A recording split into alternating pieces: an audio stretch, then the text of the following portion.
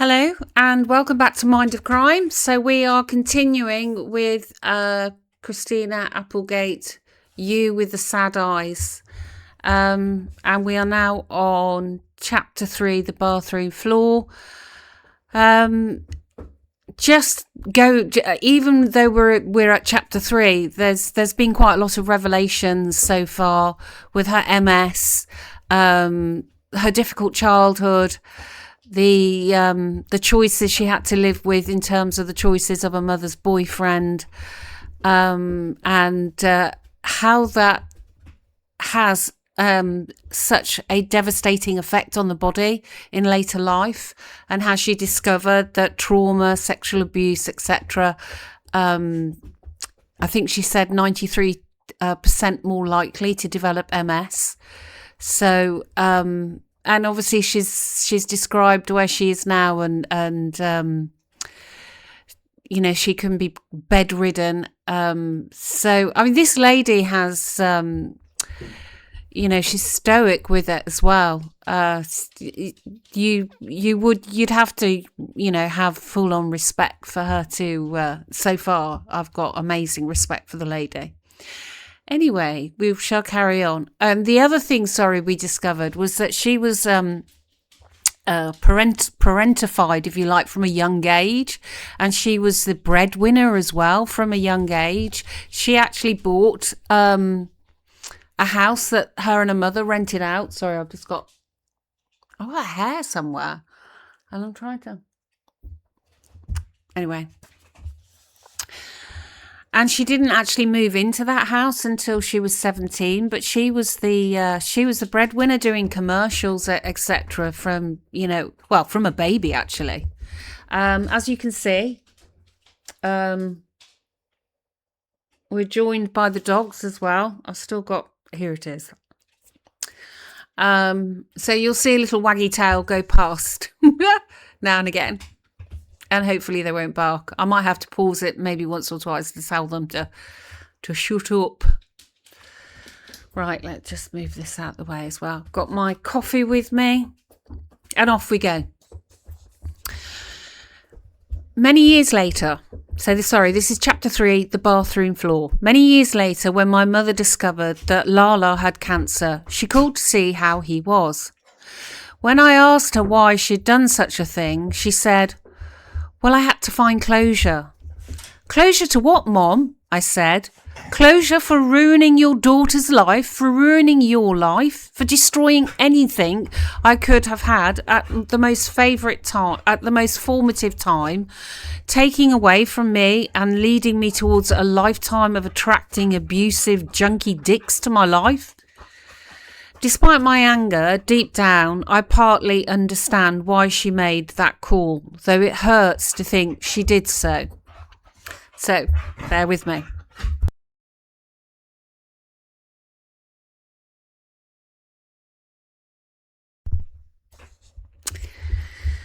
We are all bound to create patterns we can barely break. And the bad people around us bring their patterns too, which we fold into because we're more comfortable with the pain we know than the threats of the unknown. Bad people like Lala can cause damage and then they apologise. They vilify and then they smooth talk. They create huge mounds of shit and make the shit seem like it's your fault. As for my mother, well, she'd been so financially dependent on that man, trying to raise a child with a scant income and few job prospects, that she'd put up with so much more than she should have because there were mouths to feed. So yes, all those years later, she called him. She was bound upon her wheel, trapped inside her patterns and still hostage to him. I don't know what she expected to hear, what kinds of words he could put together for her to feel closure. That's for her to understand. Her daughter, though, had a suspicion that all the greatest words imaginable could never make up for 24 hours of brushing her teeth, waiting for her mother to wake up and make it better. Abuse doesn't happen just once, and it doesn't just affect one person. The model, this great pattern of hurt, had been created. The journey set before I'd even had a chance to understand I was on a journey in the first place. I was growing up the daughter of a mother trapped in a traumatic, abuse-ridden house, and I was to have that model as very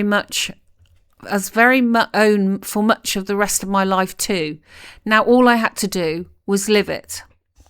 Back in LA, reunited with her daughter, but deeply alone again, my mother somehow kicked heroin on our bathroom floor all by herself. I was staying with my father during her detox. This was a truly heroic deed. I can't imagine how she did it, not for a second. She later told me that it was the worst thing she'd ever dealt with in her entire life, but she'd done it so that she could never have to face being away from me again. She had to be there for me forever, so she fought back against the drugs and got clean. She said that she'd detoxed alone. She'd wanted to rip the skin off those fragile bones because of the pain. With heroin withdrawal, the body aches, you get palpitations, anxiety, insomnia, chills, diarrhea. You vomit, you scream with tears, you get feverish, you sweat. It's brutal, unforgiving detox, perhaps the worst detox a person can go through. And my mother did it all alone on the bathroom floor. She is my hero. Our relationship, though sometimes fraught, has long settled into one of love and acceptance. But even back then, she taught me what it means to survive something terrible and emerge into a kind of bliss, akin to freedom. Sometimes an anger swells in me when I think of what we went through, what Lala put her through, and yes, what my father did to her by leaving us both right at the start of my life. But more and more that anger is replaced by gratitude, by acceptance, by understanding what she was able to build out of the chaos. I know now just how strong she had to be for both of us. I finally understand what it takes to put your own needs to one side because you love someone so much that all you can think about is their happiness. It took becoming a mother myself to fully comprehend just what my own mother achieved. I'll never stop thinking about her life back then. Imagine the strength it took to quit heroin, cold turkey on a bathroom floor. Imagine having no support to help raise your kid. Imagine wanting love but knowing that you have to put your kid first. Imagine the fear she must have felt in trusting anyone, let alone a man, after what Lala had put us through.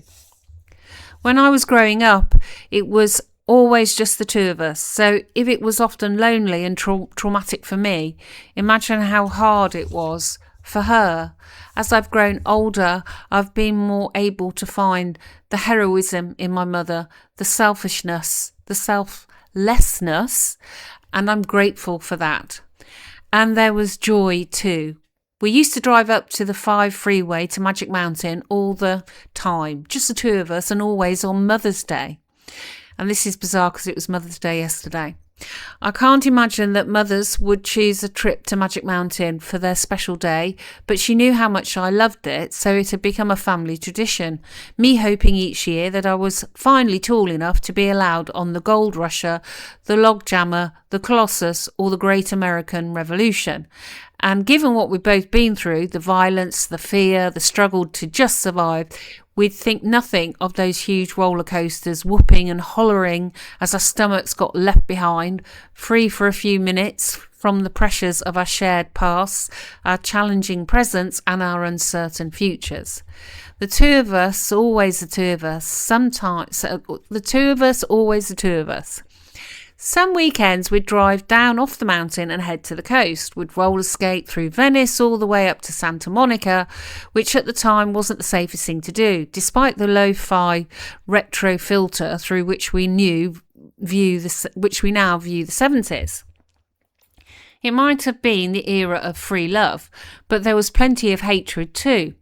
We'd see blood splatters on the bike trails that hugs the beach because some dudes in jean shorts had been fighting drunk again. But I was never afraid. My mum always made me feel safe, that I was okay, that no one would get me. We'd buy a hot dog on a stick or a corn dog or even a cheese corn dog if we were feeling fancy. And then on we'd roll until the sun started to set and the LA chill descended. In the end, I became a really good skater, joined a troupe, the whole bit. We were even highlighted in the opening shots of an episode of Chips, rolling along the Broadwalk in Venice. Oh, I remember Chips. It's funny to me how even my hobbies would end up as jobs. We were thankful as ever for the work. Other weekends, when I wasn't with my dad in Woodland Hills, my mom and I would head south to Laguna Beach, where we'd stay at the Laguna Riviera, a beachfront motel with an indoor pool on the street side. There was no room service, just a Danish and a cup of coffee in a styrofoam cup in the lobby. We'd eat at a cool little vegetarian stand around the corner, and that's how it was, just the two of us. One such weekend, my mum suddenly said, let's go to Tijuana, just over the border into Mexico, about 100 miles south of Laguna. We sang Cuanta La Gusta all the way there, which was funny as we often didn't have a dime, but we had a happy time, just like the song says.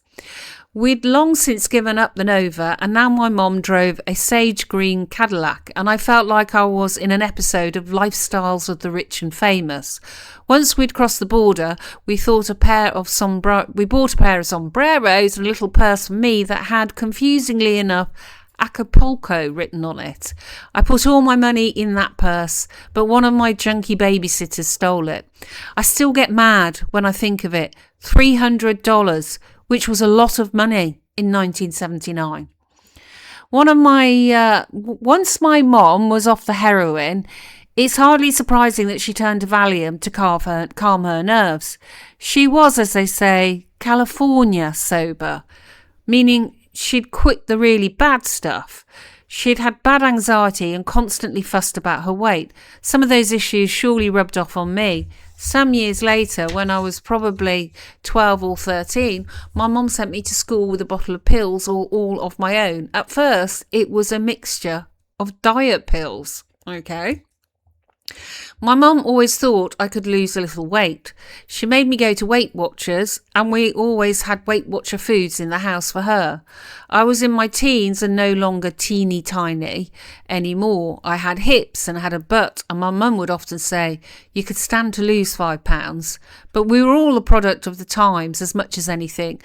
These were the days informed by ads like the one for the Diet Cola tab, in which a honey-voiced male actor croons over a sickly song. When you can't be with him, be in his mind, be a mind sticker with a shape he can't forget. This was standard stuff in the 70s zeitgeist, and my home was no different.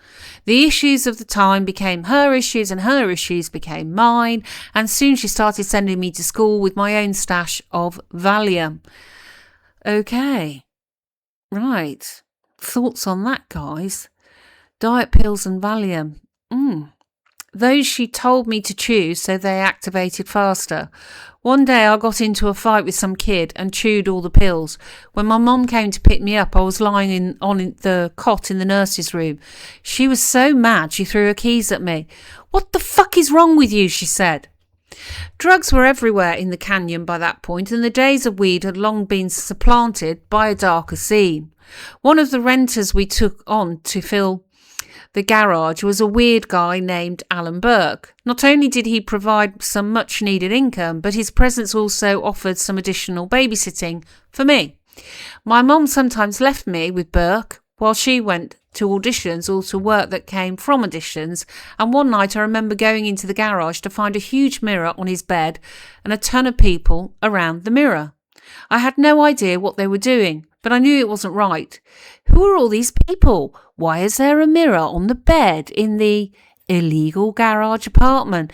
And why are they so intensely focusing on it like it contains the meaning of the universe? The people around the mirror didn't notice that there was a little kid, probably no more than 5 years old, just knocking about, watching them. Actually, they may have noticed and just not cared. They weren't even friends of Burke. They were there to try out whatever drugs he had that day before buying a baggie of whatever worked best for their fucked up minds. Burke was like those middle-aged women in supermarkets forcing chips and the latest salsa on shoppers who were trying to just get their shopping done. Only in this case, I realise now that it wasn't salsa, it was cocaine and heroin and God knows what else. There are times I'm still pissed about what I was exposed to as a kid. My mum and I have talked about it many times, and I have to believe her when she says she just simply wasn't aware. She had so much else going on that it was hard for her to see what was in front of her. All these years later, I can only assume that she knew Burke was a drug dealer, but I think the South Bend, Indiana in her didn't want to believe such things. She'd been through so much that I think for a while it became impossible to fully comprehend where her life had taken her and what difficult things it asked of her daughter. My young heart felt the stress of it, the danger, the fact that it was transgressive, and that these people were strangers and were acting oddly, manically, urgently. I stood there and I watched them. I knew I deserved better. So much for Burke, my babysitter. The best I can say is that a crowd of addicts around a mirror was at least a better situation than the party had been taken to a couple of doors down around that time. It was at some musician's house. I don't know why I went or who took me. Those were still the days when the canyon was a small community and everyone was invited to everything. Doors were open, people came and went. But at some point during the party, the musician felt it was his right to run his hand up along my leg. I remember crying and laughing at him. Everything after is black. Once again, the dark veil pulled across my memory, so I don't really know what happened. These were the kind of scary things the adults were doing to little children in Laurel Canyon. I think my mother sensed my discomfort.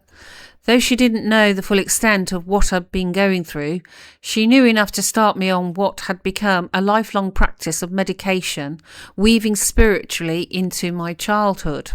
She taught me to think in metaphysical ways from an early age, which helped save my soul from the worst excesses of what was going on, even if my body was constantly put in places of danger and turmoil. For a while, my mother had been trying to find something in her life, something that might hold back the pain into which she had been thrust by Lala. In the late 70s, she'd read a book by Shakti Gawain called Creative Visualization. In that now classic book, Gawain argues that we can create a better life for ourselves by changing our inner visions. My mother was taking what she'd learned and teaching me that I must be careful how I think and talk about myself. As she once said, there's no one more tortured than a metaphysician who's not practicing. So I learned to practice creative visualization, which to my mind is really just another form of prayer. As a young girl, I suffered greatly from anxiety and insomnia. I found myself unhinged by all the unanswered questions about the world around me. If you fell off the face of the earth, you wouldn't land, but if you did land, then we were inside of something, which means there's a bottom to that something, but still you wouldn't land.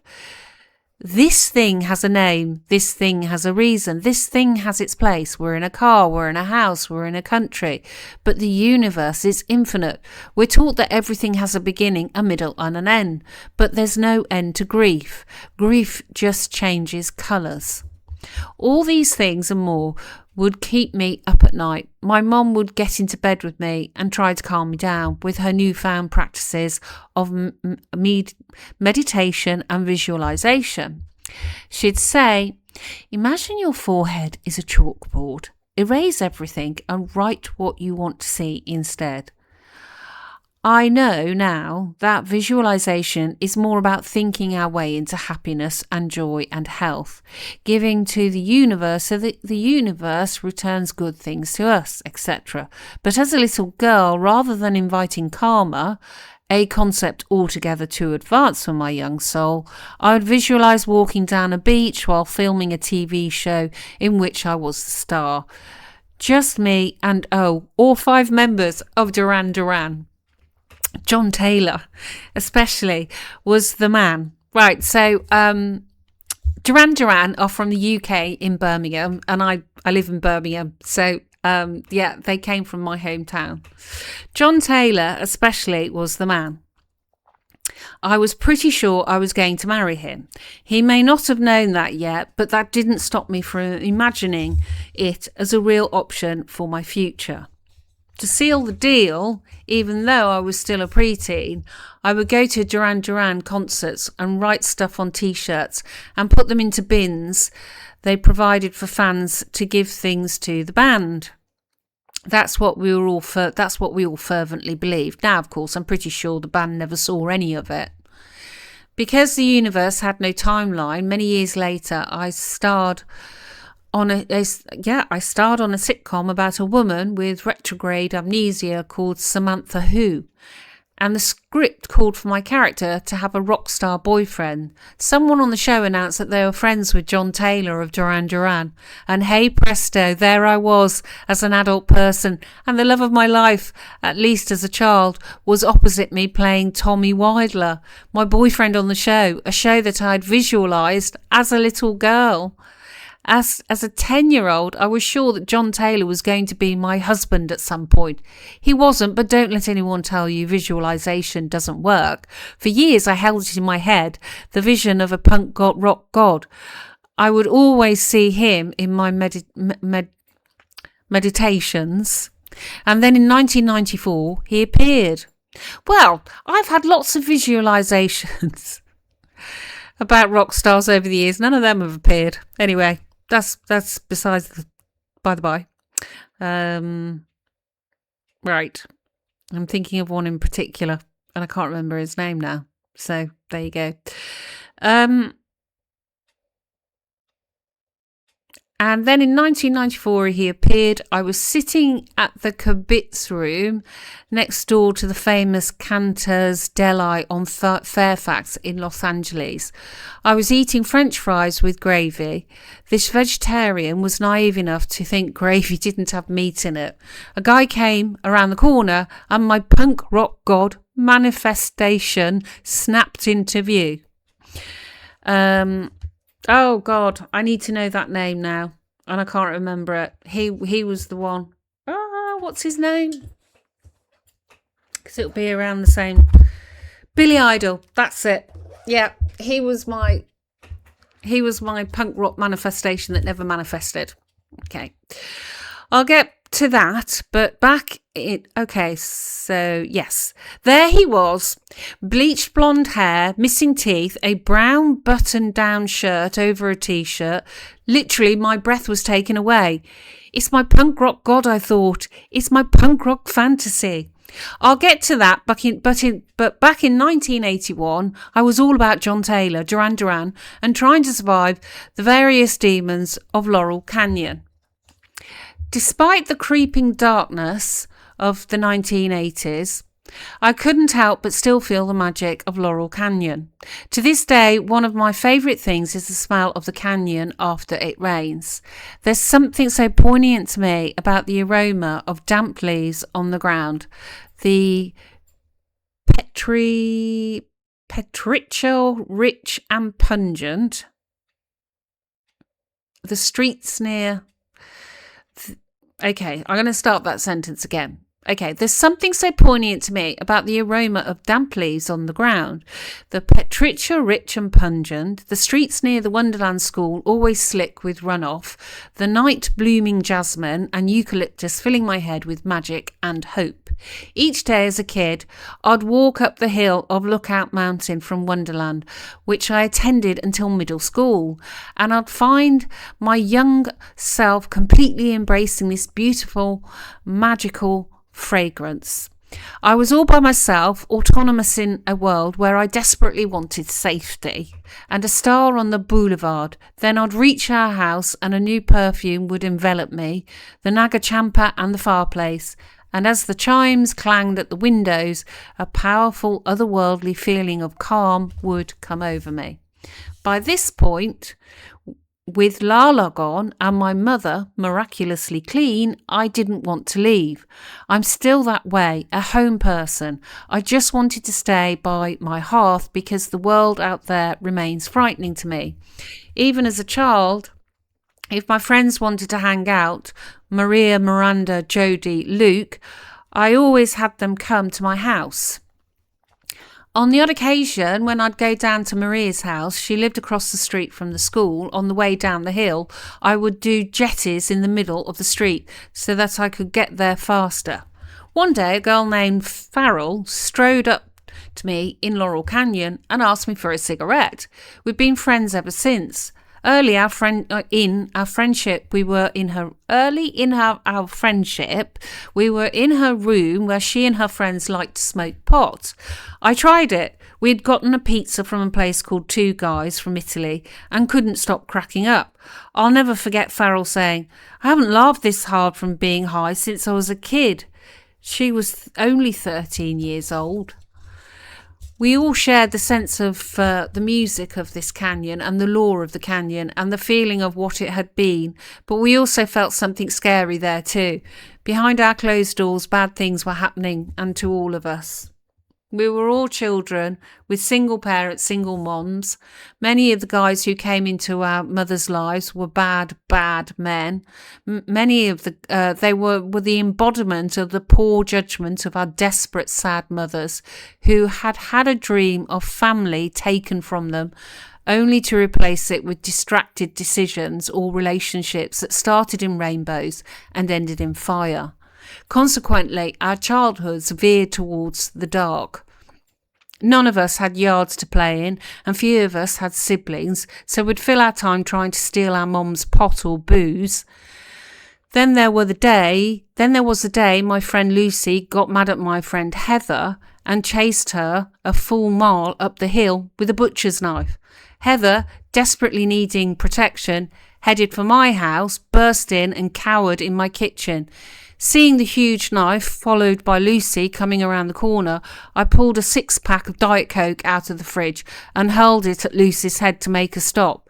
This did indeed end the confrontation, only for both of them to turn on me.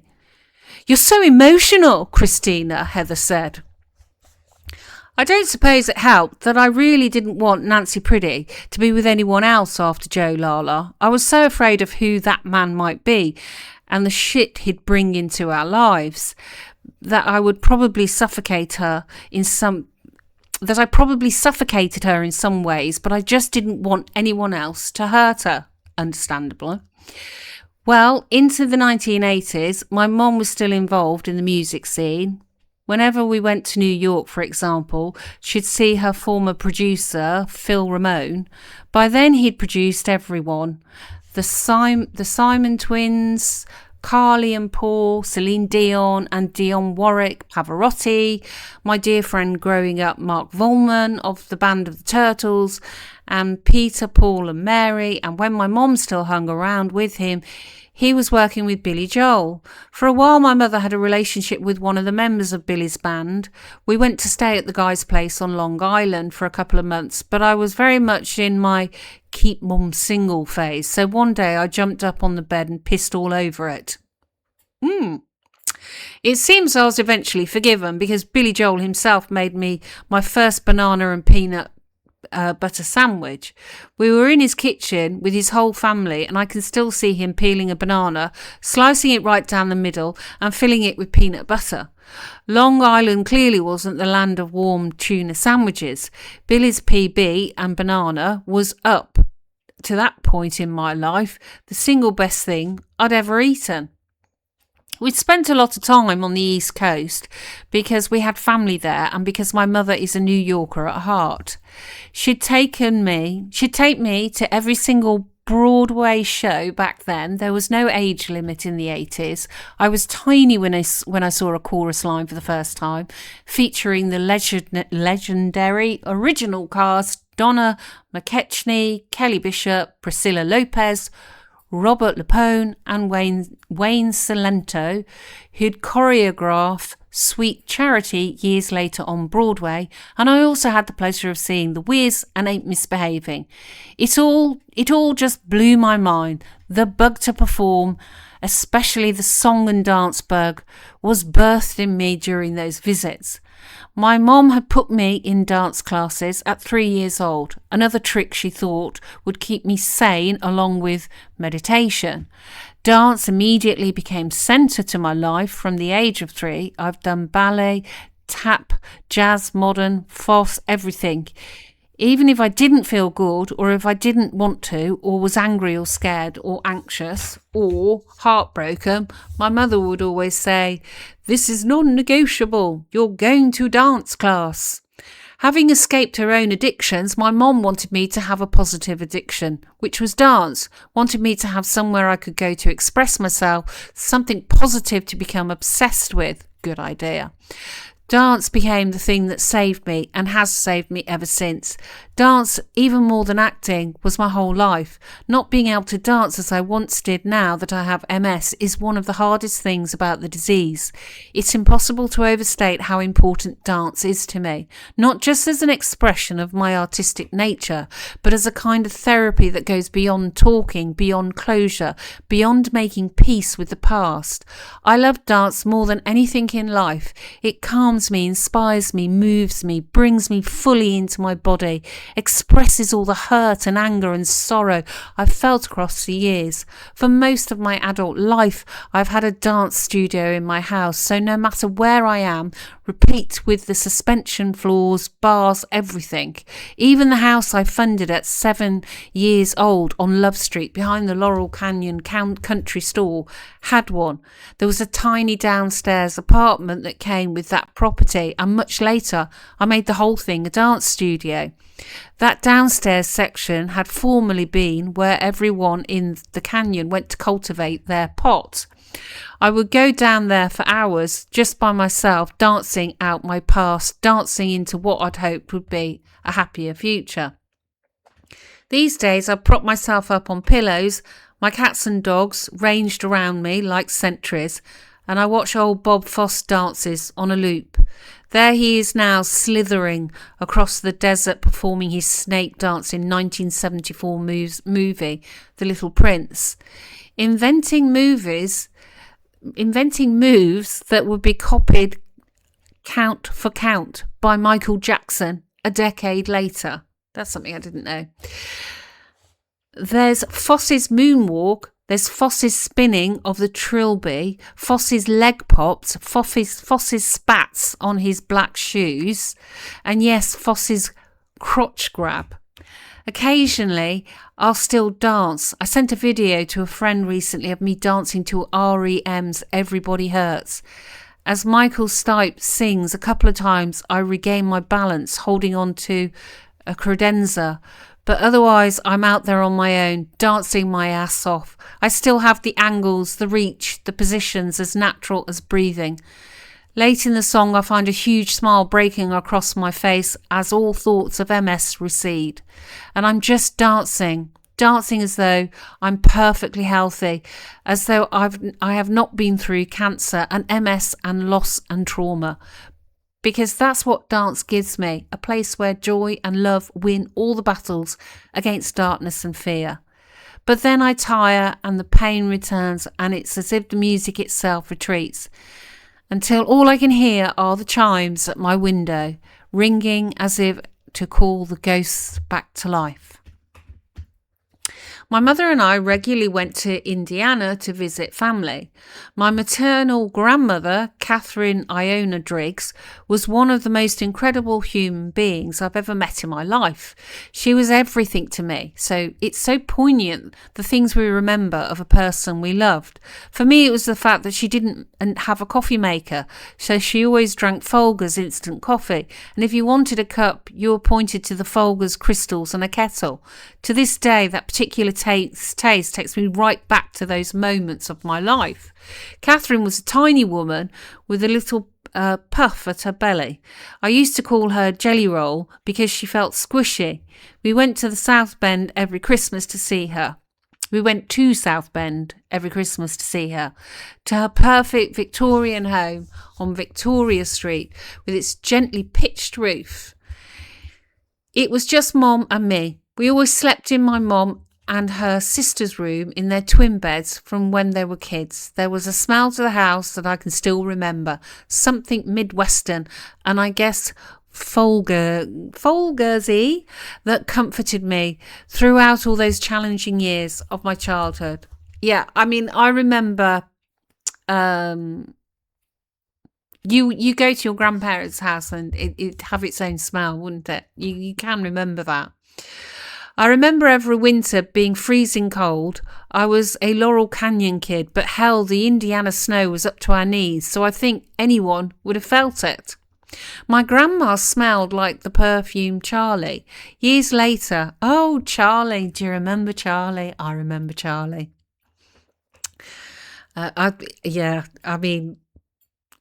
It was so popular at the time, but thinking back, it smelled rank. Anyway, years later, after she died, I took a bottle of it from her house, and sometimes I'll just put it on to remember her while I sip a Folgers.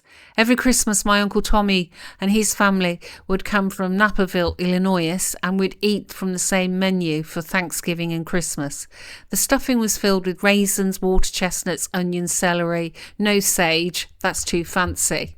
Actually, my grandma had to make two different stuffings each year, one for us and one for my Uncle Tom, who required an oyster dressing. As a kid, I never understood what that meant, except that I guessed it had oysters on it. Ugh. We'd have green bean casserole with Campbell's cream of mushroom soup, spiced up with a little bit of soy sauce, one of the recipes from the side of the can. Basic, super salty mashed potatoes. My mum would always make cream corn too, with crumpled up buttered saltines on top. There were biscuits also from a can. No salad. Being in Indiana brought me such a beautiful feeling of family that I didn't otherwise have. I was the very first grandchild, and I'm not sure what my grandma knew about what was going on in my mom's life. Either way, she turned a blind eye to a lot of it. I don't think my mom shared too much either. Most days we go to the top of Victoria Hill and sled down. I remember that at the bottom of the hill we'd be racing towards Route 31, which to a small kid seemed like a roaring freeway. If you didn't stop before you reached it, you ran the risk of ending up like Frogger, that is, very dead. But we'd sled that hill over and over and over until our lungs ached from the cold and our fingers could no longer hold the rope. Other days we'd go cross-country skiing out west of the city in Bendix Woods County Park. Back at my grandma's house, sometimes when the family got too loud, I'd head down to her basement to get away from everybody upstairs. It was a magical room with a pool table half the usual size. The basement walls were decorated with art. My grandfather, who died before I was born, had been a musician and an artist and a photographer. When he was alive, he would take beautiful black and white portraits of people and then paint over them, essentially colourising them by hand, and hang them on the walls. There were no addictions in South Bend, no mean people, at least not until I was much older. No one was creepy. We'd all wear Christmas sweaters. There'd be game shows on the TV. I'd wake up in the morning and find my grandmother watching General Hospital, sipping on her Folgers. I would think, this is what other people do. Talking of coffee, sipping on my version of Folgers. So, meanwhile, the canyon kept slipping in the other direction. One night when I was 9 years old, we were awakened by the constant whir of helicopter blaze. Helicopters are an integral part of Los Angeles life. The LAPD helicopter squad is the biggest in the country, and local TV stations use them to cover news and car chases, so we didn't immediately think too much of it. But when they didn't stop all night, we knew something bad had happened. Less than a mile away, at 8763 Wonderland Avenue, the cops had found a scene of unimaginable horror. Neighbours had heard screaming, but either figured it was just someone doing a a guest out therapy. It was Laurel Canyon, after all, or were so used to noise from the house that they hadn't thought to call the police until much later. The headline of an Associated Press article published 2 days later, on July the 13th, 1981, read, "Screams of victims didn't alert neighbours," and went on to say 4 people killed in a house where screams were so commonplace that neighbours seemed to notice were beaten in a struggle. Several neighbours said they heard screams, moans and cries of "please don't kill me" in the early morning hours Wednesday, but had paid no attention. Wow. Okay. When the police finally did arrive, they found 4 people who had been pulverised to death. Barbara Richardson, Ron Lanius, Joy Miller and William Billy Deverell had all been murdered by beatings.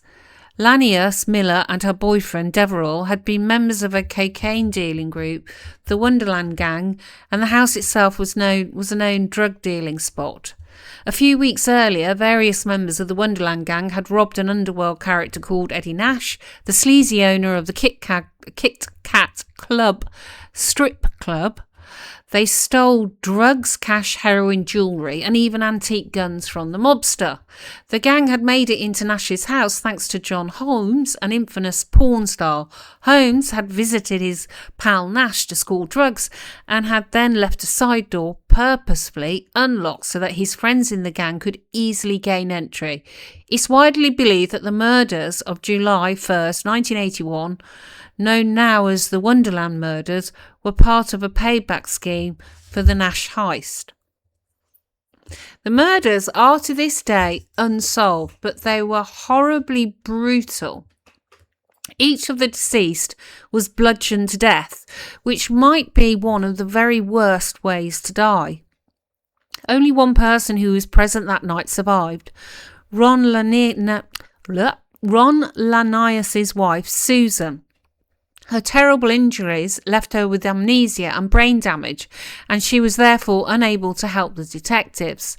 The only reason she survived was because after she was bludgeoned, she fell off the bed and against a wall, which served to keep her brains inside her skull. I was not yet 10 years old when the Wonderland murders happened, but I developed a kind of sick fascination with what had taken place just around the corner from where I lived. When someone came over and we'd say, "Do you want to go see the murder house?" And my mum and I would take people up the streets, oh my God, to go look at the bloody mattresses left discarded in the carport. Okay. I vividly remember all the windows having some kind of white substance on them. I'd later learn it was the stuff they'd used to get blood off. The house itself was still blocked off with police tape, but TV cameras remained a constant, as did my mother and I driving to show friends where all this dreadful slaughter had happened.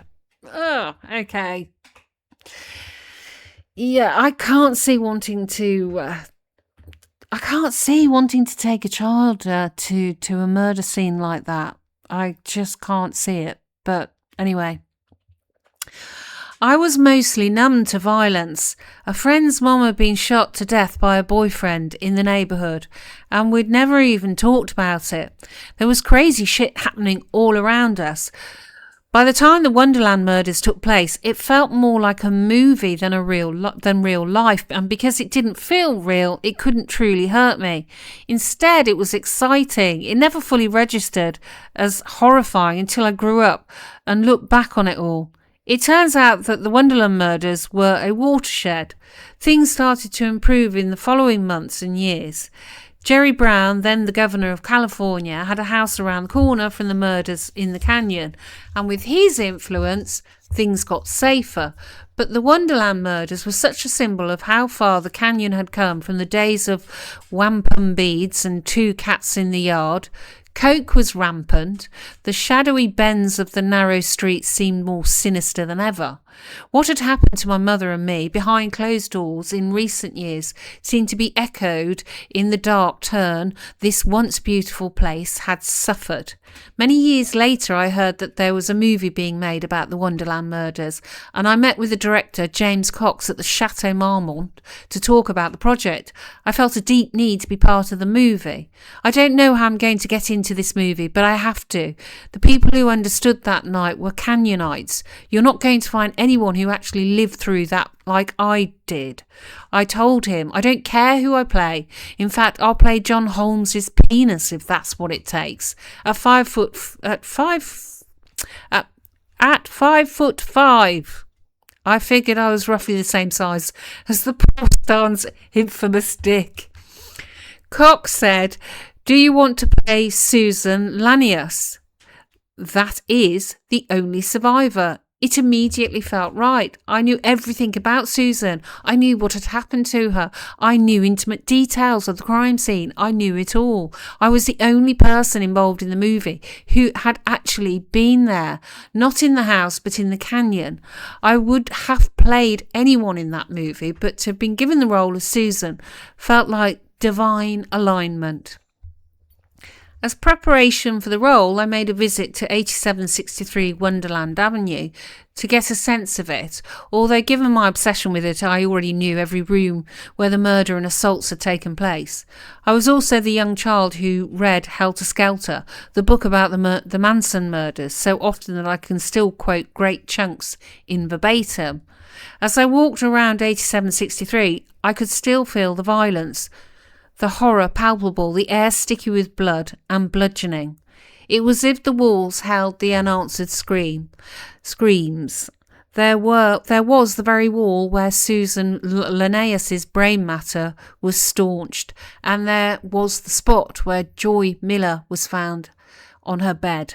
At the time, a bunch of young dudes lived at 8763, rockabillys who rode Triumphs. And I was eager to find out if they too felt anything, felt the horror and mayhem, the dark, sinister echoes of a once terrible time. They said they didn't feel a thing, but I did. Sometimes I still do. Okay, so that's the end of chapter 3. And so we'll carry on after that with chapter 4. Okay, so as you can see, I'm reading this for the first time with you. So, my reactions, it's not like I've read this and thought, this is a fresh read for me. First time, you'll see my reactions as I'm reading it. I'm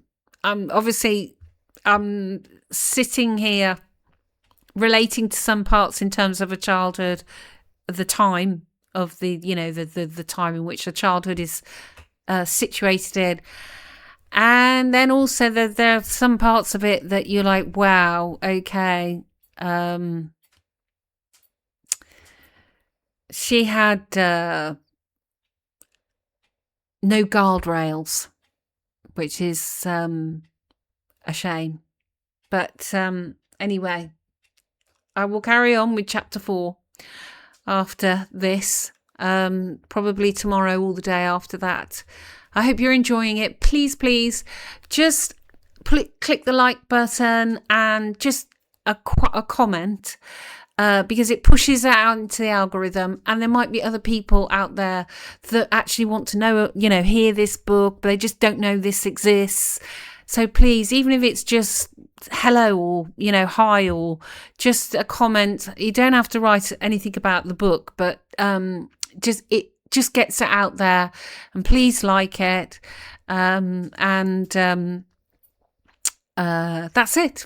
So thank you so much. Obviously subscribe if you really want to, because there's going to be more books coming up, but okay, thanks very much. Bye bye.